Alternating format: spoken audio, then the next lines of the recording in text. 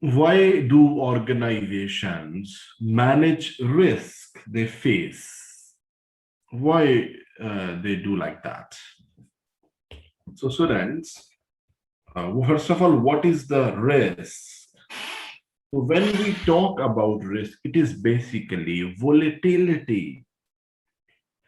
So a wonderful word which I have come across in the financial management is volatility. Volatility means upside and downside. Right now you stand here. It may move up, it may move down, or it may move like that. Yes, this is volatility. Tendency to change. That is called volatility. Now, so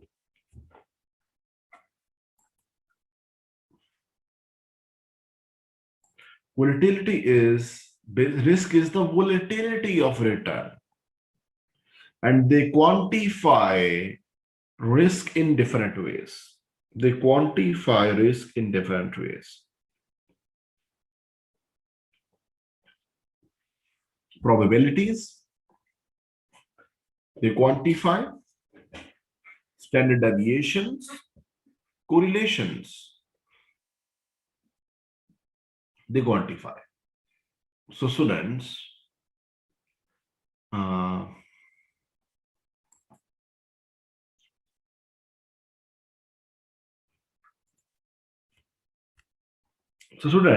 the issue is that the volatility depends upon multiple factors. And so if it goes in the positive direction, positive change, volatility has a chance of increase and chance of decrease as well. So students, so basically, if you want to reduce risk, what will happen? Return will also decrease. So that's why volatility need to be managed in a way, it has to be managed in a way that overall NPV of the project, that is increased, that is not decreased. That overall NPV of the project is not decreased. So volatility has to be managed in a way. Yes. So we know that. We have learned it, that the market value of a company, students, what is the market value of the business? Is equal to present value of its future cash flows.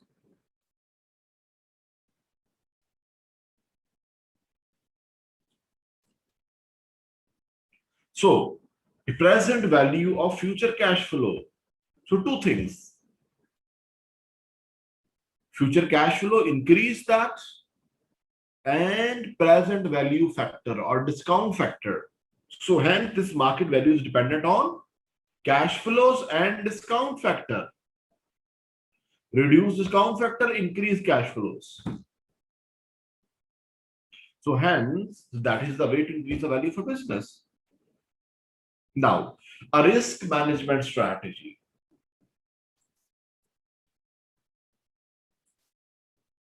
Risk management strategy that increases the NPV at lower cost means that cash flow increases, cost decreases.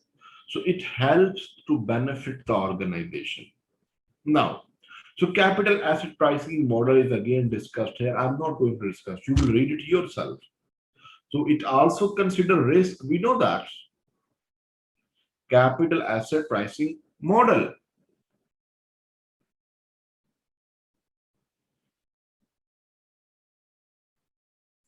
Now, so students, we said that in the capital asset pricing model, if you remember, that unsystematic risk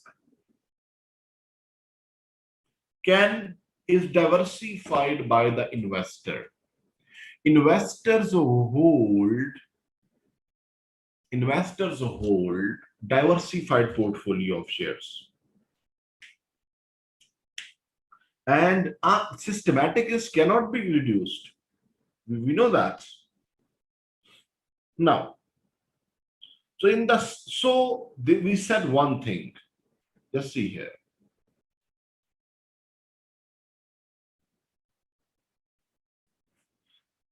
That risk is of two types. We discussed. One is systematic risk and unsystematic risk.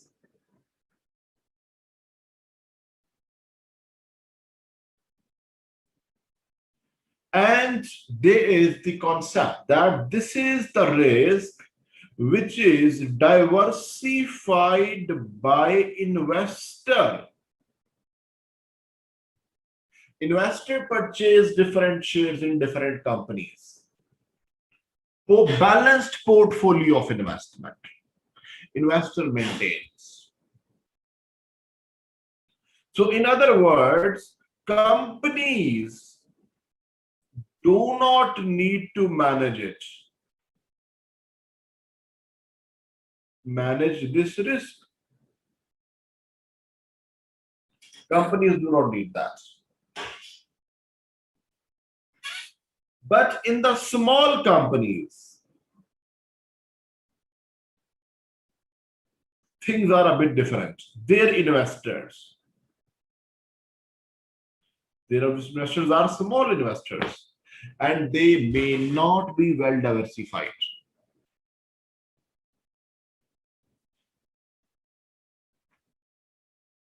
So friends, they may not be well diversified themselves. Yes, they may not do that. Hence, small companies may have to take steps to manage these risks.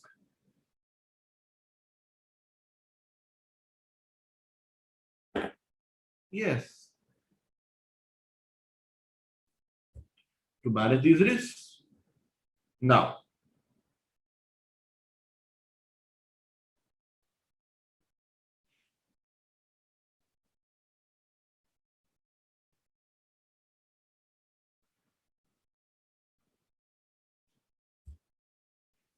so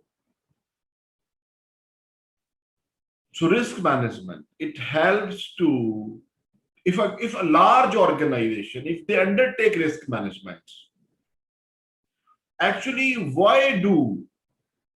So student, this was what we said, that was theoretical discussion. Practically, big organizations also do risk management because markets are not perfect. What is perfect market? Where there is no transaction cost, where there is 100% information available to everyone. So this market perfection is not there. Markets are imperfect, in fact.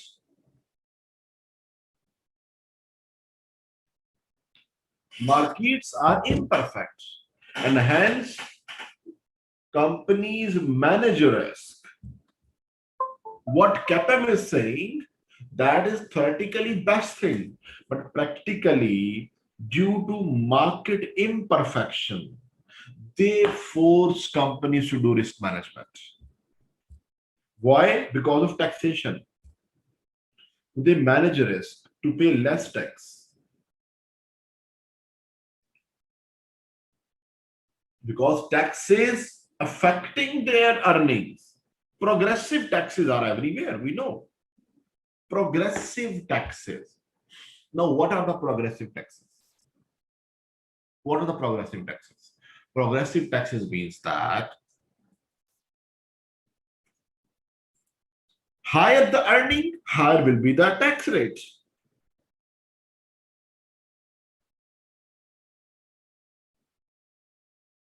So hence, their earning reduces. So companies, what they do, they manage earning in a way, manipulate that their total taxable earning row remain in the lower threshold. You know that progressive tax system in majority of the world it is same. In Mauritius, tell me, is it 15% flat for all corporations? Tell me, is it same? Tell me, please.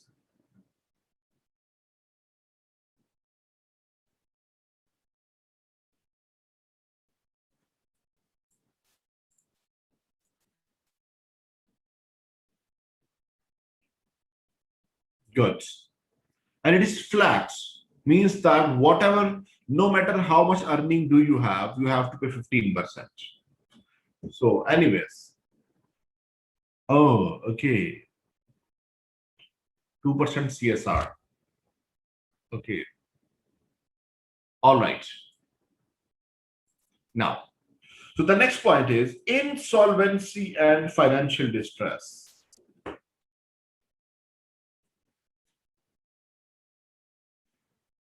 This is a wonderful discussion.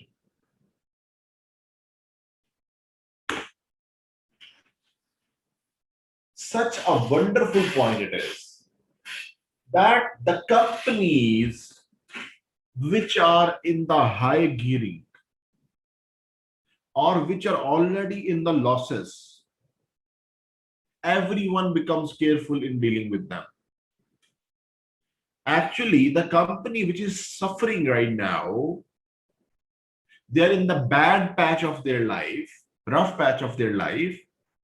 They need support from creditors, from customer, from lenders, from investors. But unfortunately, it doesn't happen, practically speaking. Whenever a company goes in the rough patch of their life, normally investors do not fund. Creditors do not extend credit because they think that this company is going to be bankrupt. You know, even it doesn't go to bankrupt, but because of all these situations created by all the stakeholders, its its chances of going into a bankruptcy they are increased. It is just like that a person who is facing problem already, psychological issues, and you all people stop talking to that person. So you are just like that forcing that person to commit suicide because you know this is a bit psycho, so no need to talk to him or her. So actually that person needs the most emotional support. Similar in the case of the companies. And when you start ignoring, when the stakeholders start ignoring the company and they actually parties dealing with it, they're concerned. So it is called financial distress cost.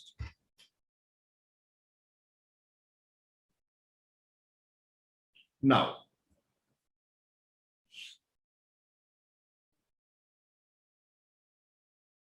for example, shares, they will demand more compensation.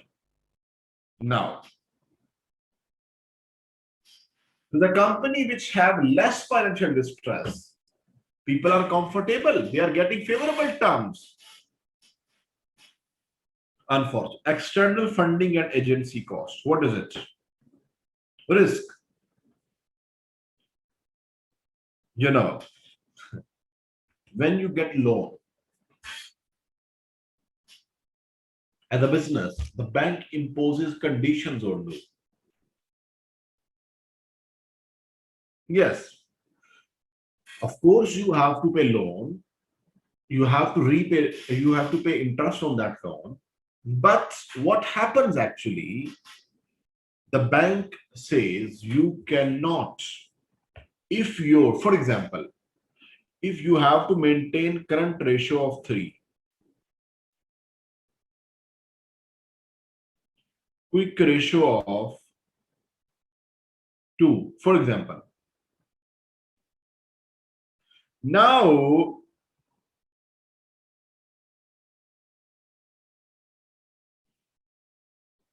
here is a problem. The company has, this is called agency cost, where you have to maintain these ratios.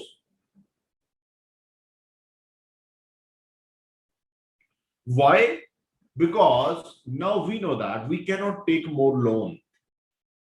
If we, and they may say gearing should not increase by 60%. We cannot give, there are so many opportunities available, profitable, but we cannot borrow more funds because we are already locked by the previous loan. And now we are not undertaking profitable projects. We are leaving that. This is financial distress cost. This is the cost of debt.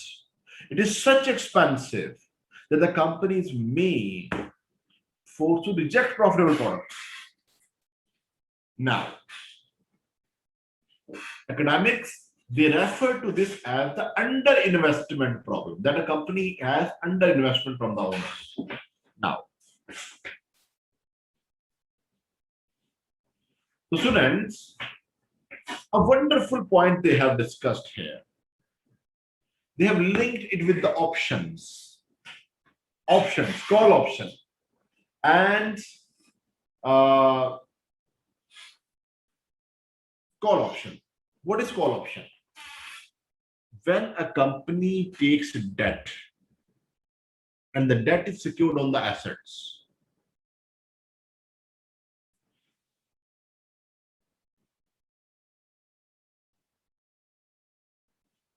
so students, the problem is there that they say equity holder in effect hold a call option and on a corporation assets. Call option means repay debt and take your assets back.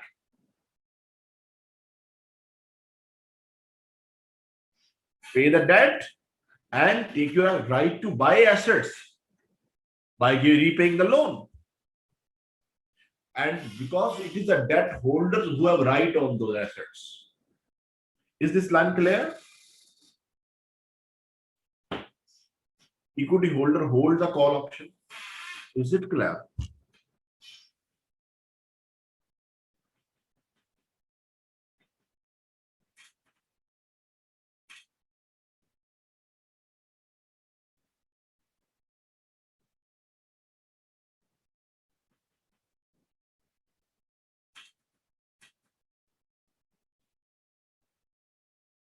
Okay, now, good.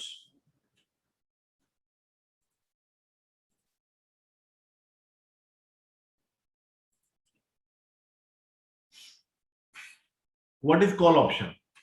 Right to buy. The company has taken loan. Loan is secured on assets of the company. Equity holder can repay loan and take assets. Right to buy assets by repaying the loan. Hold a call option. Simple as that. Is it clear, Priyanka?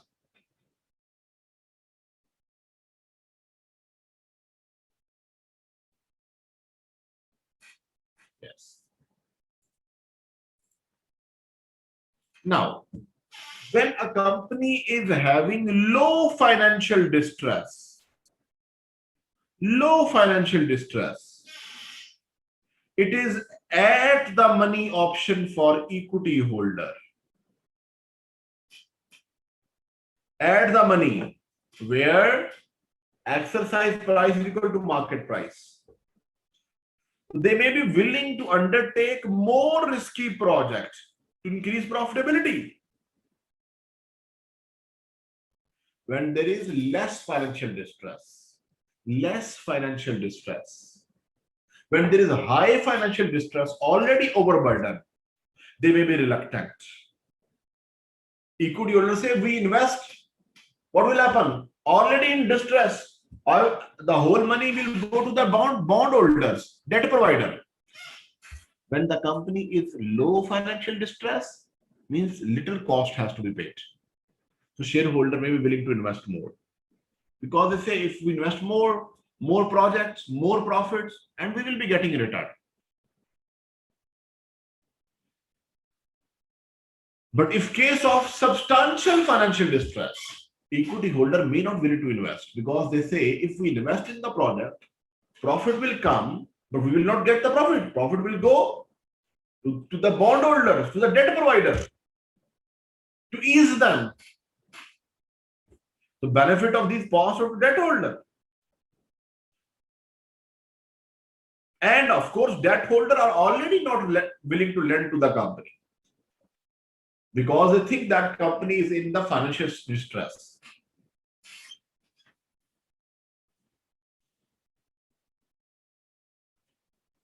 Now,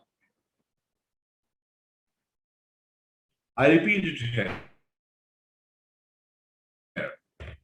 If a company is in less or low financial distress,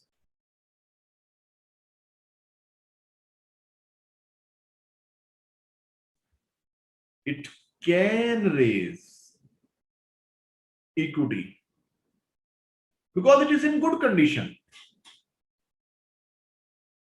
and can raise equity to fund projects,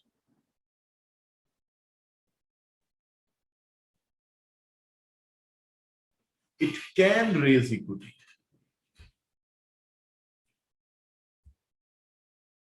Now, to fund new projects,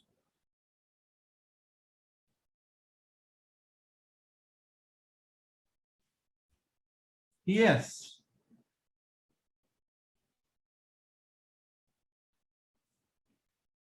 because ultimately they will be getting profits. But if the company is in high financial distress, what will happen? Equity holders may not invest. Why? Because return on projects will go to lenders first, and they will get only if something remains behind after the distribution.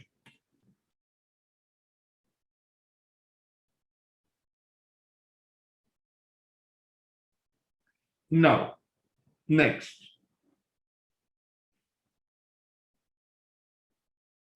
if second case, in the same case, the bondholder may not, bondholder or lenders may not lend money. Why? Because they see company is already in difficulties.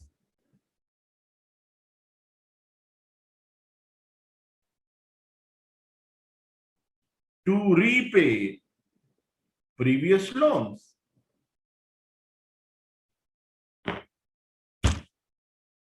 You see, when you are facing rainy days of your life, this is a situation. Nobody is ready to help you.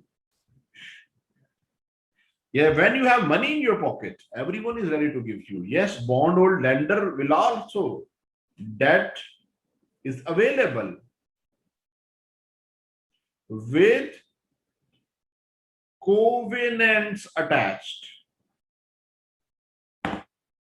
Available.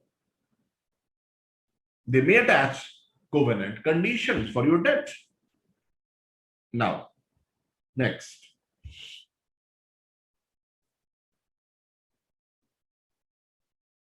So I have explained all that.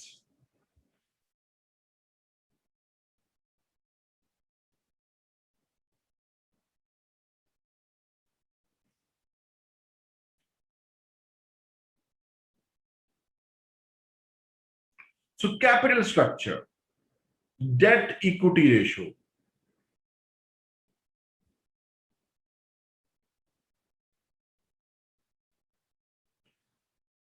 that how much debt, debt brings risk. Yes, brings risk. So then how whenever a company needs fund, what they should do? They say the company should, academics have observed that managers prefer internally generated funds. What they are? Retained earnings. Because cheaper, and you don't have to go to borrow any from anyone. And one very important effect, information asymmetry. Asymmetry means same information is not available to everyone. Symmetry means same is available. Asymmetry, it is not available to everyone. As it happens, we need to invest our business, new projects. We go to shareholders. They don't have complete information. We go to the bond market, lenders market, banks. They don't have complete information. They don't have. And they may be reluctant to invest. And if we try to convince them, they say we are facing unknown risk. Because we do not know about your business. We say, we are telling you, they say, still, you are biased. They say, okay, we will come, but we will charge a high cost. It happens, it becomes expensive. Information asymmetry becomes external fund expensive. So the internal funds should be manager plan. They are available. And they align investment with that. Now, so this you see here, risk and funding. I hope this article is clear to you people. Now, the next is trenching and securitization, dark pool trading. Wow, wonderful. In my opinion, there are 4 to 5 the most technical topics. Other are easy, but important. Every topic is important. The topic we are going to discuss, trenching, it is technical, very technical, the most technical in my opinion. Out of this handout, the most technical topic is trenching and securitization. Yes, other are then of moderate difficulty. Yes. Let us talk about this first. Trenching and securitization.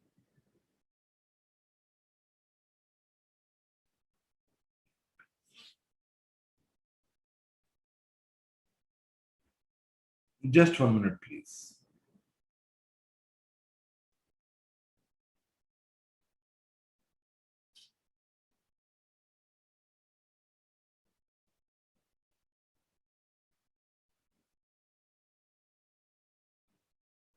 So come here. Let us discuss it with an example. Securitization. The topic is securitization.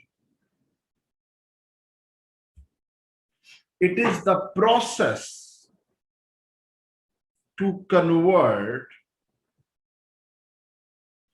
illiquid assets into liquid assets.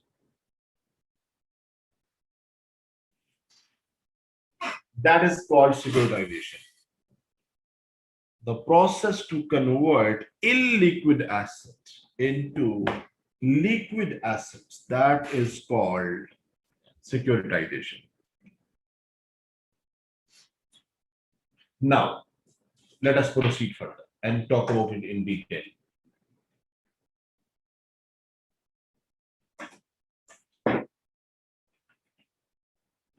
So friends, with example, I will be discussing it. Focus here. This is the bank MCB. I need absolute focus of everyone. MCB is a bank. It has given loans to the businesses. 5-year loan, 10-year loan, 15-year loan.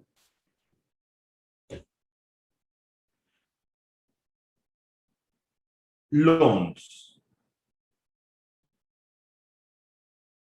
given.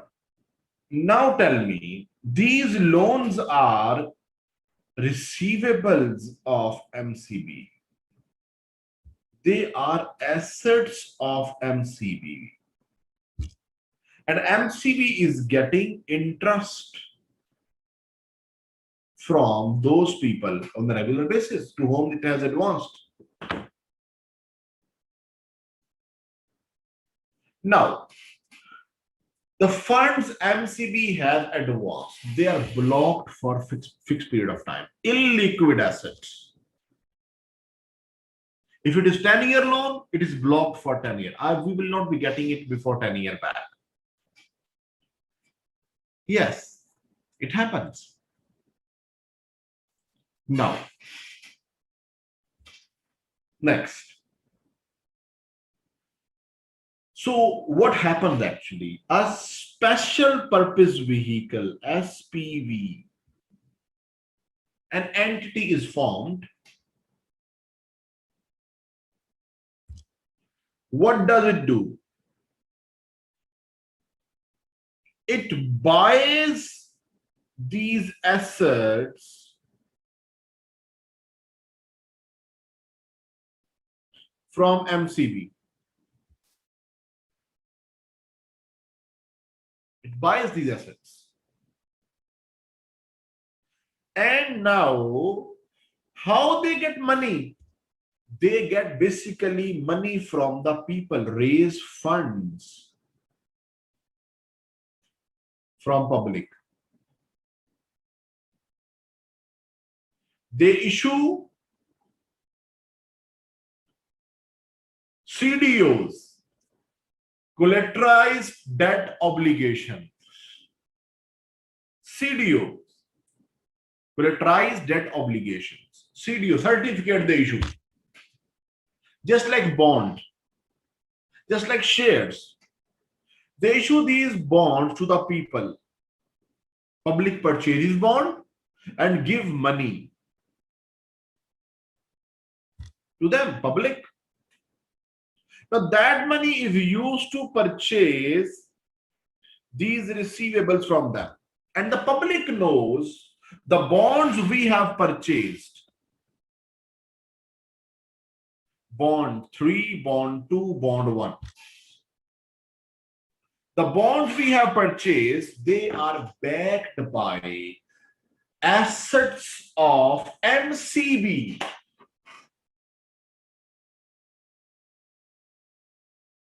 Got my point?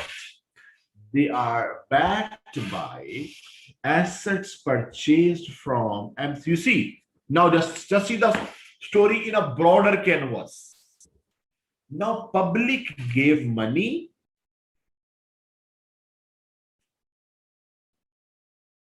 to them. And they are paying interest to them, public. You see here, because MCB got its money back when they sold these assets to SPV. And these assets are owned by now public. It is just like that. I need money for my car. I borrowed from the bank. Now I am receiving a bank. Bank has that, bank sells that receivable to you. You pay to the bank. Now indirectly you have given me loan. Bank is removed from the cycle.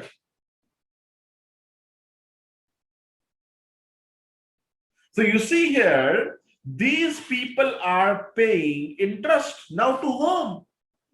Ultimately, to SPV, and through SPV, to these people who have subscribed for the bonds. They're getting returns.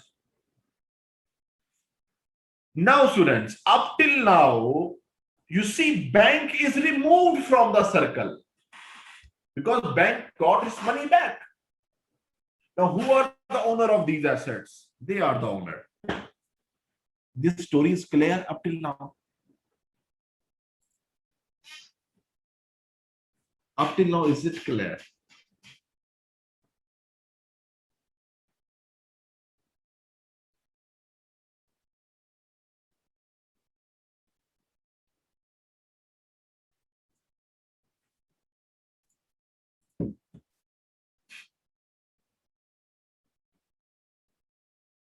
For the time being, what I am saying, that is clear. What I said. Enough. Because this arrangement has so many other aspects which we need not to discuss because they are not part of our syllabus. Okay? So we need not to. Only the relevant aspect. Now, next. The next story is, just see here. The bonds which have been issued to the public, they are of three types.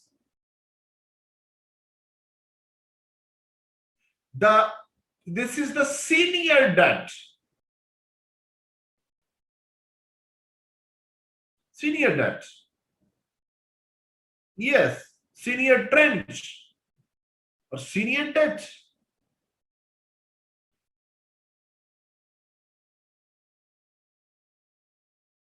Then mezzanine finance. And then subordinate debt. Last, junk. Now, friend, listen. Now, story starts here. It has some characteristics of equity. Just see here. When the return is received from them, first of all, they get that return, their share.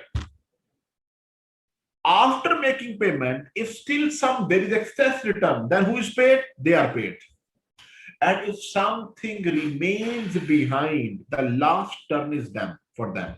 They are unsecured like that. If anyone defaults here, goes bankrupt, who faces the loss? They face the loss first. Loss is absorbed by equity, just like equity holder absorb the loss. Until unless the whole tranche is exhausted, loss is more than the tranche, then comes their turn, and so on. Now come to the notes.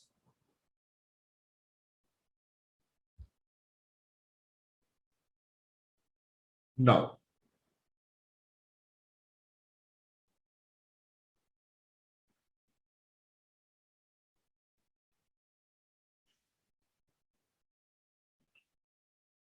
securitization. A tranche is a slice of security which is funded by the investor who assume different level of risk. All three levels are different risk. We know that. One common use of securitization is when bank lend through mortgage. They invariably move to lay off their risk. Bank risk is layoff. Such loans are an asset on the student financial position, representing cash to the bank in future years through interest payment and eventual repayment of principal loan. By securitization, the bank remove the risk attached to your cash flows and convert the loan into cash. Such interesting. You see, when the bank got its money here, now bank again can lend to the people and again repeat the cycle. You see, vicious cycle, I say. Leverage. How much? Because the risk is transferred to them. Bank gets money now by selling it to a vehicle and transferring to the public. The risk attached. Bank gets money now. And then bank can relend it again and again, again and again. This cycle is repeated. Now, securitization is achieved by transferring the lending to specific created vehicle, special purpose vehicle. In case of conventional mortgage, SPV effects purchase a bank's mortgage book for cash. Mortgage book for cash, which is raised through the issue of bonds backed by the income stream flowing from the mortgage holders. They pay and they get it.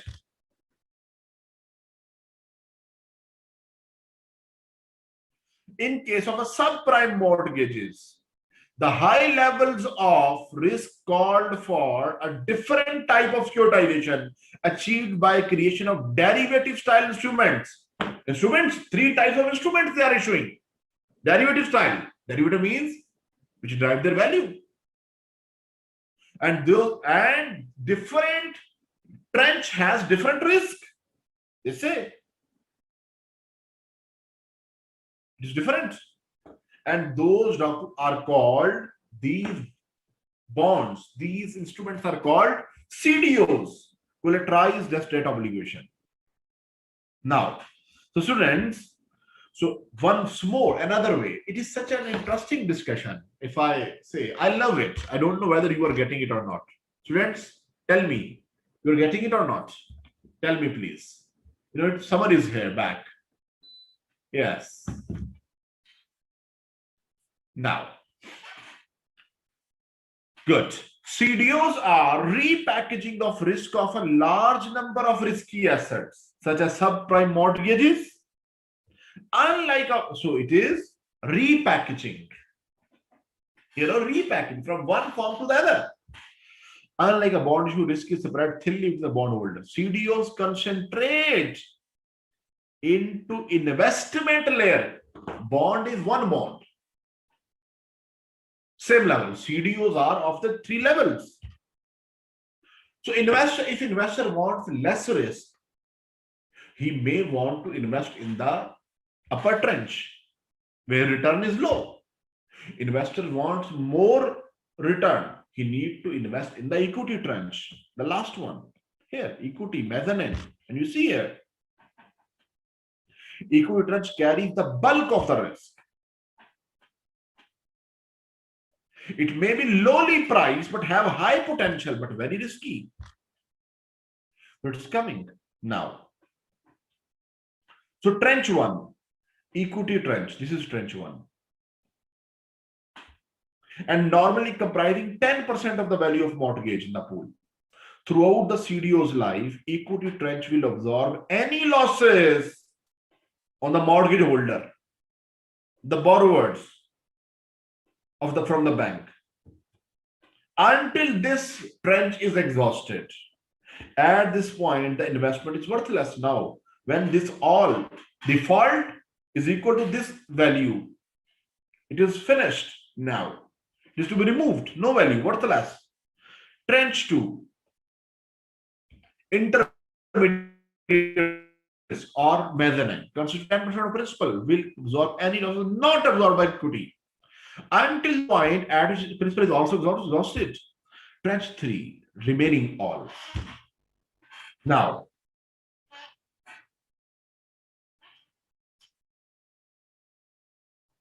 read it. It is such an interesting, again, same thing, have been discussed in another way. A wonderful example. Such an example can be tested in exam. A wonderful example it is. You see here. A bank has made number of mortgages loaned to customer with a current total value of 350 million. The mortgages have an average term to maturity of 10 years. The net income from the loans is 7% per year. The bank will use 85% of pool as a collateral for a securitization with the following structure. 85% of will be used. So 75% of collateral value to support tranche A rated loan, offering 6% return. 10% of the collateral value to support a tranche B rated loan, offering investor 11%. 10% of the collateral value to support subordinate underrated equity tranche. You see, here risk is increasing. Risk is increasing, but return is decreasing. The estimated cash flow for this arrangement would be as follows. Now, how much is being used for this purpose? Trenching, 85% of this. This is the amount. This is the amount, 85%, which will be used for trenching purpose. Now, how much return they are getting? Total return. 350 million, bank is getting 7%. This is the income of the bank. Total income of the bank is here. Now, so the first of all, now this is the income. Now they are issuing, now they have to pay. Out of it, 75%, 6% rate, they will pay this. Year loan, beard loan, same amount, 15%, because they're 15%, into 11% return. You see, once again, 75% of collect, 75% of it, 6% rate. 15% of this, they are paying 11% here. So total outflows. What was total income? This was total income. Now the remaining will go to equity tranche. 10% remaining to equity. Equity value is this, and they are getting this amount. And you see what is the return they are getting? Highest return. How return is being distributed? Read it once again. Check it once again. If you have any issue, please ask. Any confusion. If it is clear, do let me know. Trenching.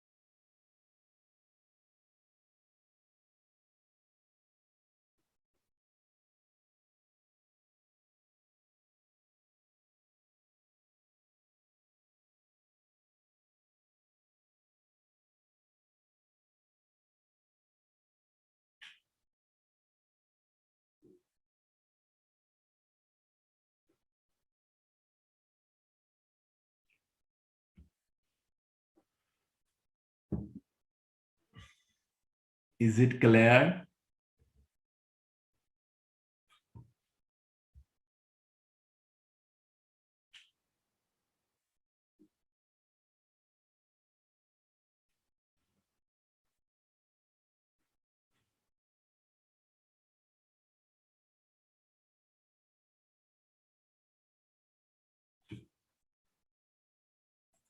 Now, next.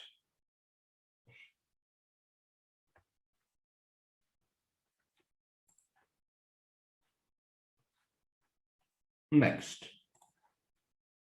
The benefit of trenching. Yes, very wonderful way of distribution of risk.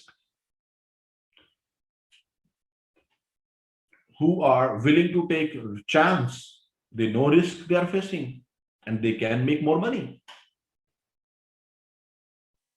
Securitization can offer issuer high credit rating and low borrowing cost. Yes, high credit rating, low borrowing cost, because secured by something. Yeah, this is,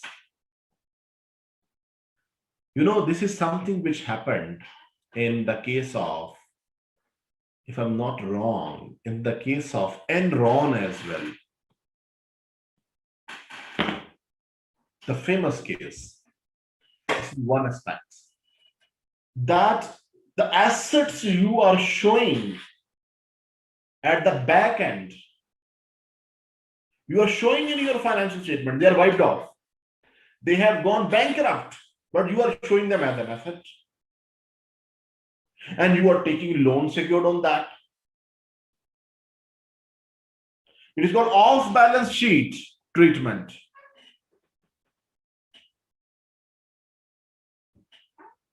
So now the asset included in the portfolio are wiped off now. So students, they are complex, may not be built up in a good way with appropriate scrutiny. It is assumed that default is asset side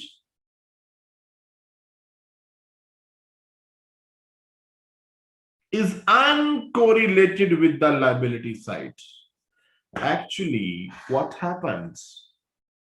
What happened? They say if default occurs, some assets, so in the first of all, equity will be affected, small amount, and that has its own market value, like that.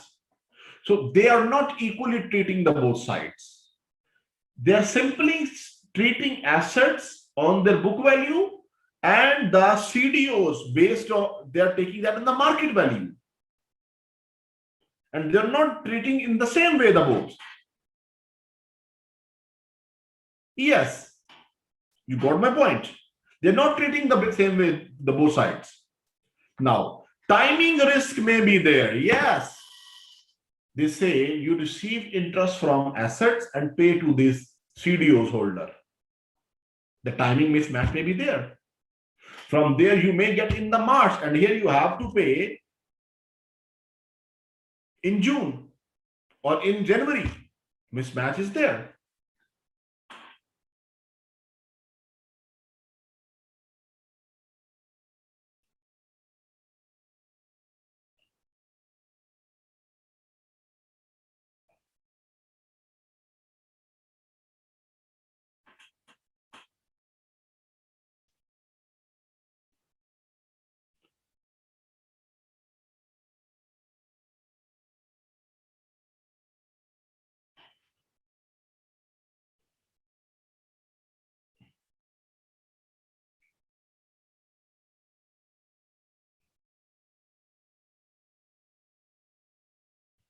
Now, next. So the next topic is dark pool trading.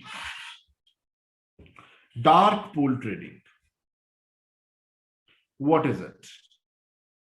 Student, these are small topics, but they are tested in your exam and they create panic for the student because students don't prepare these topics. Have you heard about dark web? Tell me.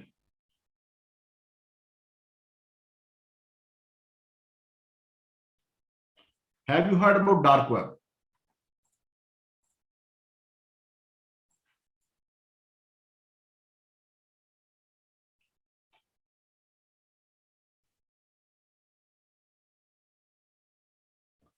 Really? Now you can Google that. All right. Now, I thought you may have idea and it will be easy for me to explain it.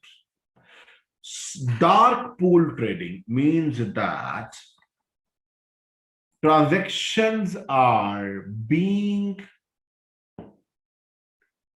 done without public knowledge. And once transaction is completed, once it is completed, then its information is available to the public. Then it's available to the public.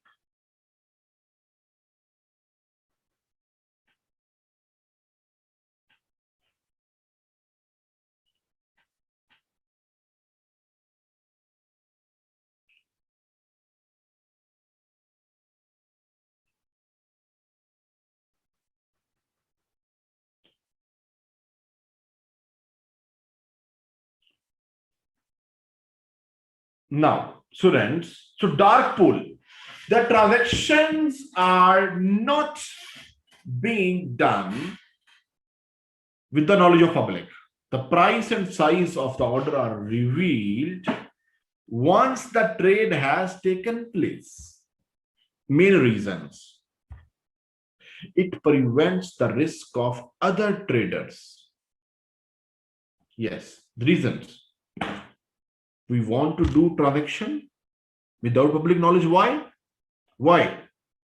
Because if it comes to the knowledge of the public that I am going to buy this share, this much, they may manipulate market for me. Yes. So if it results in reduced costs because it takes place at mid rate. Mid rate.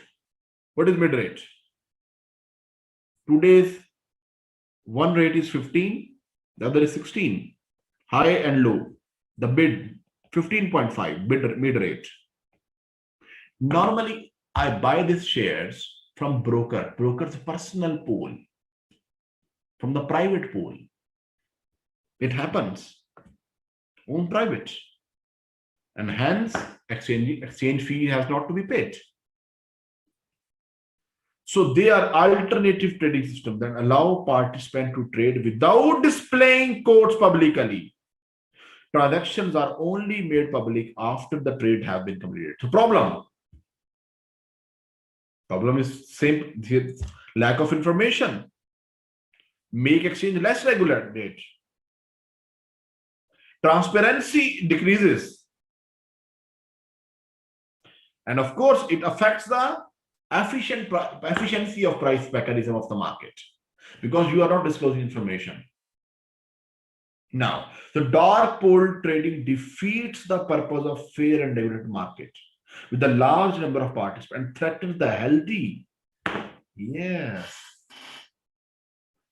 So why dark pool trading are bad, what they are, what are benefits, it is tested like that. Now, students, some topics I'm going to give you for reading. What is multinational? It is general knowledge. Joint venture, what they are? Licensing, branches, overseas subsidiaries. This is the general knowledge. Okay, so you will read yourself, and if you face any problem, do ask. And don't take light. Licensing has been tested, so please don't take that light. Now,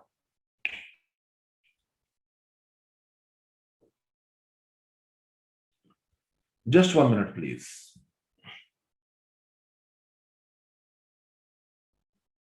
Yeah. Wonderful discussion is on the way. Just give me 2 minutes. I will take a cup of water for me and then I'll continue.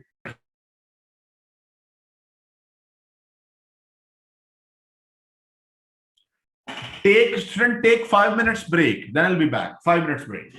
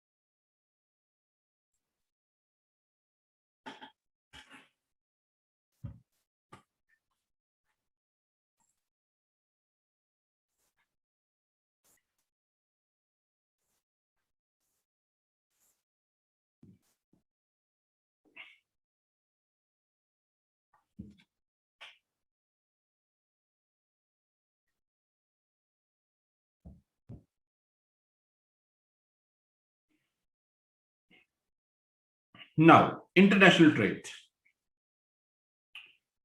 international import and export. And you know that in the world, there is a need of international trade. Why? Because of the resources in the world, they're limited. In some countries, they are centralized.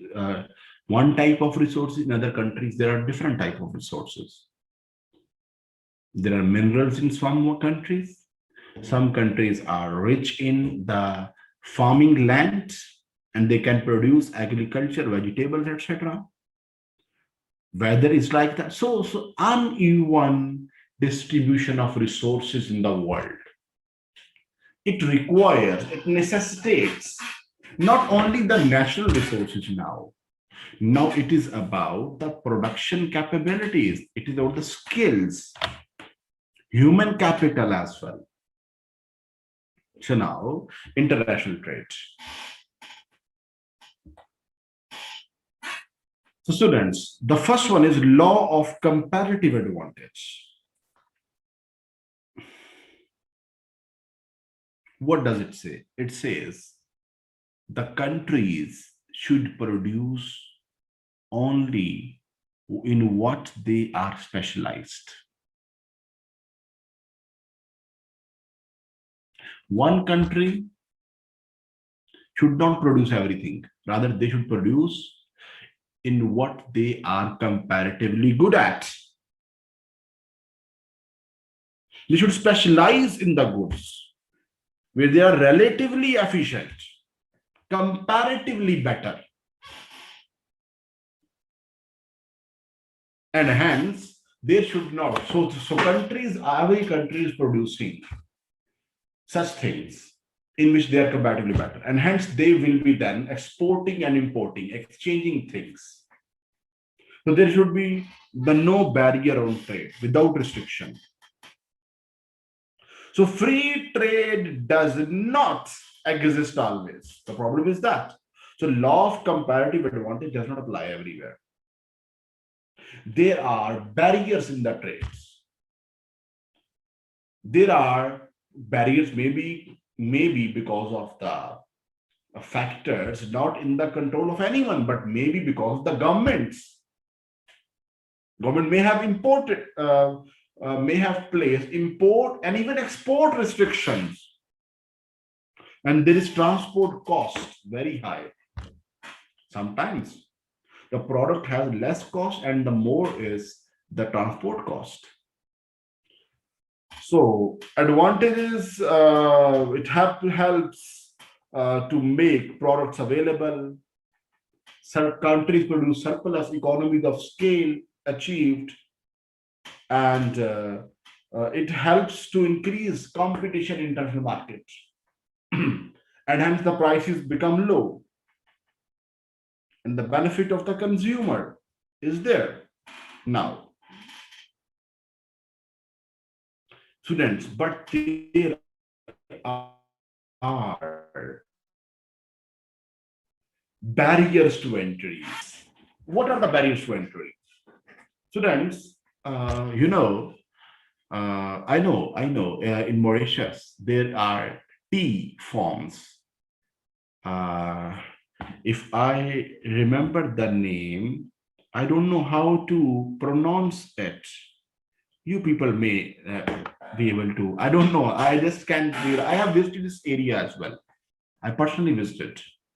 I have went to the tea farms over there, and there is one factory as well, which is packaging the tea as well. So, what I was saying I couldn't find tea from Kenya or from any other country in Mauritius. Why? Because there is ban by the government. Barrier to entry. Barrier to entry is there because government wants to protect their home industry. Am I right? There is no tea imported from any other country over there. Am I right? This is, I can recall from my previous experience of when I was there. Tell me. Tell me.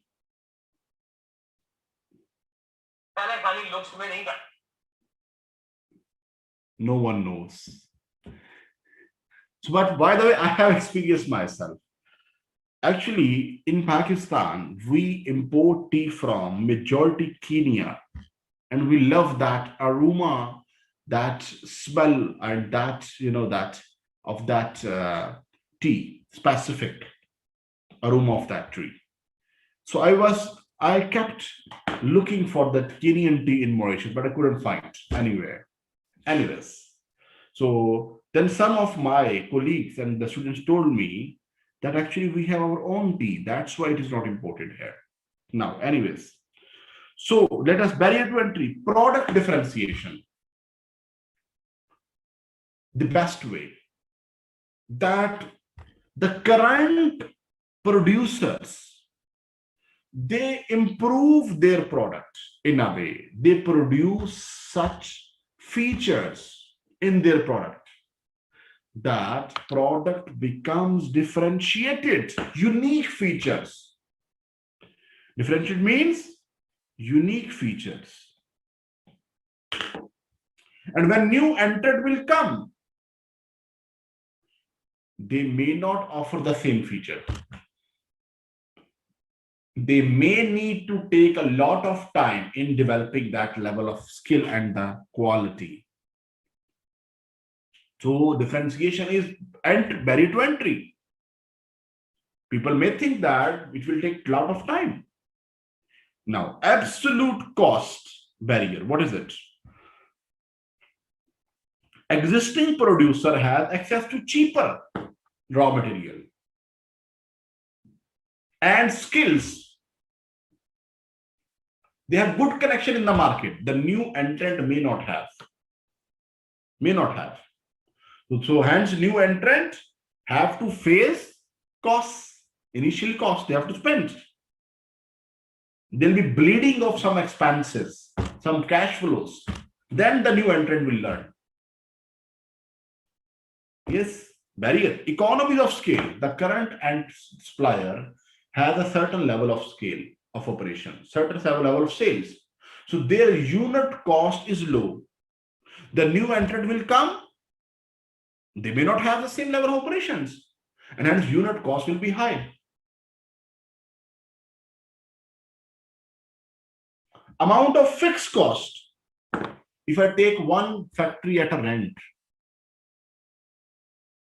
whether my units are to be sold 50,000 or 5,000, I need to pay that rent. So fixed cost for the new entrant, it may be high. Then the legal barriers.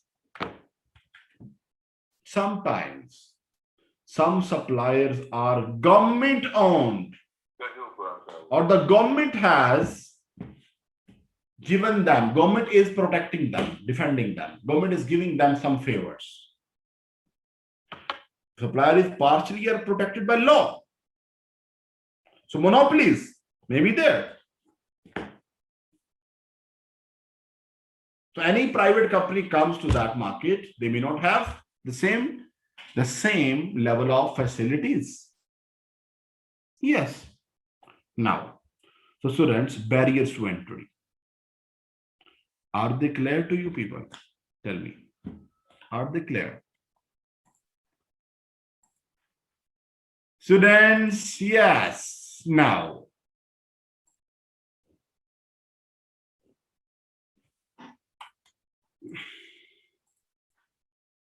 thank you. Trade agreement, free trade agreement. What is it? It exists where there is no, the countries who signed this agreement, free trade agreement. So they actually, there is no restriction on import or export from each other. European Union is a free trade area for member countries.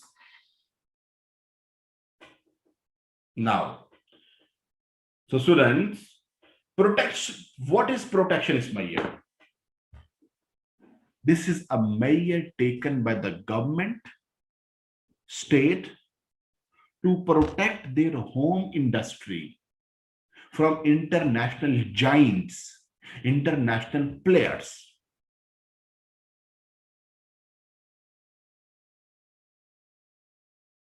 Yes. So different ways they protect protectionist measures. So they are tariff or custom duties. Home industry is producing no such tariffs. But when a international player comes and they bring their products, there are tariffs, custom taxes, import duties are there. Then is the import quotas. Quota means that you can import in a year this amount only. Local producer is producing. How producing the amount, whatever they want. But international player, they can import a certain amount. That's it. And there are export subsidies for the local consumer. That you export goods, you get this subsidy, electricity bill off, taxes reduction, and import restriction, hidden import restriction. That when you have to import, you have to do some time, so much formalities you have to fulfill, too much documentation, and ultimately you may face problem. So government action to devalue money. Yes. If the government is devaluing money, just like China devalues currency. So China has exports throughout the world. Because Chinese product is cheaper for the world. Because China devalues currency. But no company can go and sell in the China. There are few companies. International companies. Now, next. So tariffs, custom duties. I have explained everything. You can go through it, and yes, if you face any problem, do let me know, please. Students, argument against protection. Yes, that there should not be protectionism measures. Protectionist measures. Against protectionist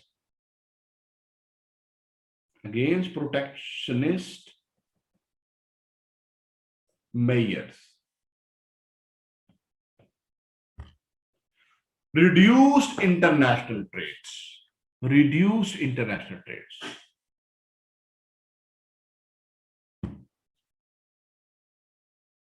If we impose a ban on a product from China, from US, they will also ban our products.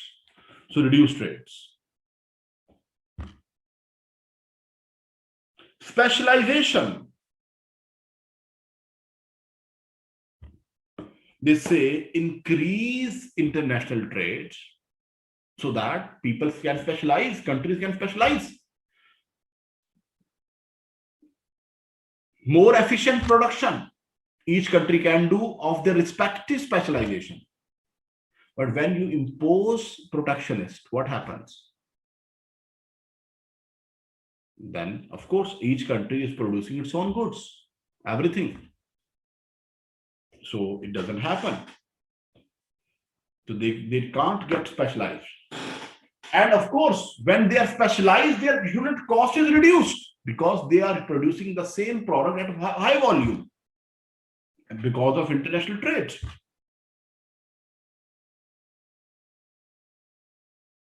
But if you impose protectionist measure, you discourage imports, of course, then it will be disturbing the producers because they may not be producing the same level then. Retaliation.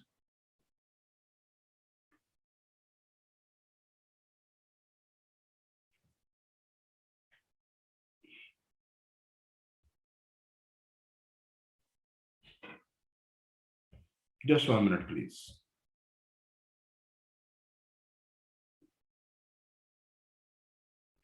Yes, sometimes countries do. They reduce import to help balance of trade deficit.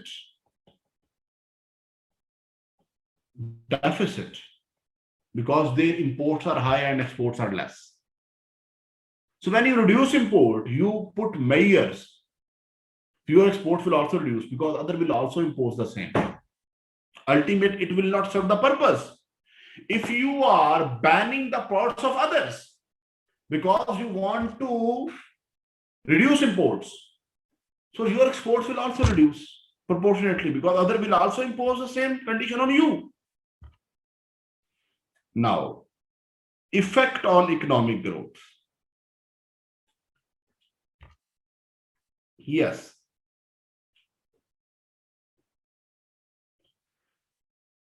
So they say that this is wrong. When you do not go for efficient and free trade, what happens? Actually, students, actually economic growth doesn't move like that, the way it should have been. In the world, growth reduces. Yes, if protectionist measure should be restricted to special cases, which should be negotiated with the countries, which may be the poor, which may be struggling to grow, like that. Political consequences. Yes, just like the recent, if I can relate, the China and US, US and Turkey, there is a war. Turkey and some Middle East countries, political ill will of the country. Yes, when you do that, and it is being used as a tool for the political score settling, actually, unfortunately. Now, so argument in the favor of protectionist measures. Now, argument in the favor of protectionist measures.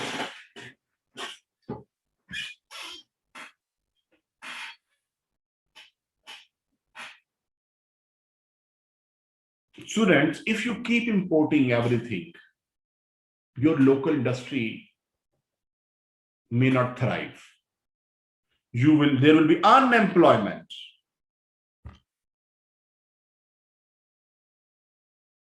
So when you impose protectionist measures, your local industry grows, local labor gets jobs, and hence productivity increase. Dumping. What is dumping? This is very important. What is dumping? Now listen. For example, a country, there was an example of dumping. I forgot the name country. I actually read an article a few days back, and I skipped the name of the country, which country it was. Now, for example, in my country, we are producing a product and the cost of production is 10 rupees per unit.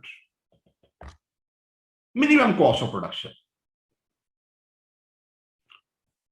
A Chinese firm, they have produced goods, they have utilized, and they have earned sufficient profit. They have surplus product. Surplus product. Let me say, for example, wheat. Surplus wheat. They have grown. Surplus to the need of their own country. And now they dump this wheat in my country at 6 rupees per kilogram, for example. This is called dumping. At much lower price than the cost.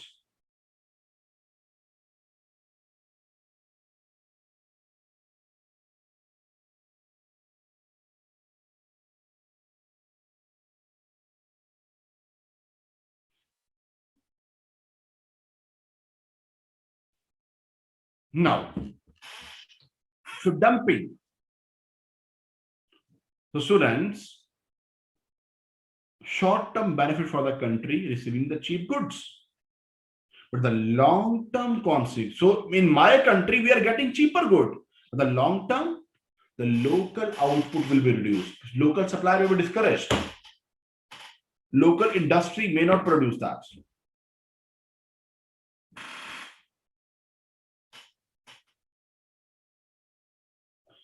Retaliation.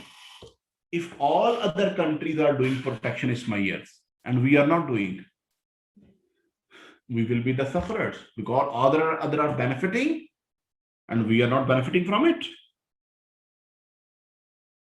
So we may suffer. That's why we need to do it as well. Infant industries. Underdeveloped countries, their industries are not too developed. They are improving in the stage, infancy stage. And international player comes with experience, with good quality, with tactics, and they destroy these industries. So in order to protect these industries, to provide a safe environment for them to grow, to become stable, good businesses, we need to have protectionist measures. Yes. Yes, without protectionism, industry may collapse. Yes, reduction in balance of trade deficit, of course. When you reduce imports, your balance of payment, balance of trade improves. Simple as that. Now, so it is done.